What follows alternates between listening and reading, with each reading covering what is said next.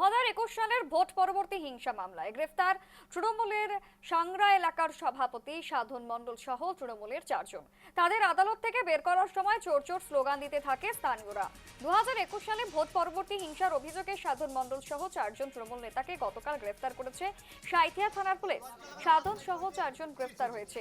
আজ ধৃতদের সিউড়ি আদালতে তোলা হলে 15ই জুন পর্যন্ত জেল হেফাজতের নির্দেশ দেন বিচারক।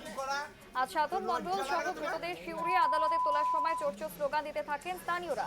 গ্রামবাসীরা দাবি করেন সাধন চাল চুরি করেছে, 100 দিনের কাজে দুর্নীতি করেছে।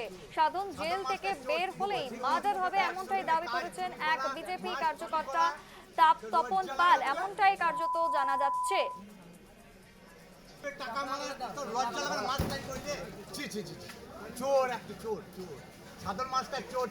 পঞ্চায়েত সভাপতি ও চাল চোর, তারপরে গরু চোর, তারপর ত্রিপল চুরি করেছে, 100 দিনের কাজের টাকা মেরেছে, গরিবকে টাকা বাড়ি দিয়েছে, তার জন্য কার্ড মানি নিয়েছে সাধন মাস্টার প্রত্যেক পারলি 20,000 টাকা করে। আমরা চোরকে চোর বলবে না তো কি বলবো স্যার? চোরকে চোর বলবে তো? ওই এত চুরি করেছে, দুর্নীতি করে শেষ করেছে তৃণমূলটাকে।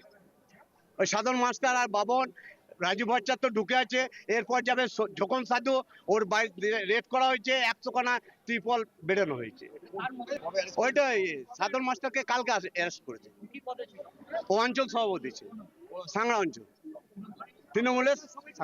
হ্যাঁ, পঞ্চায়েত সমিতি ছিল ঝোকন সাধু, ওর মদতে সবকিছু হয়েছে।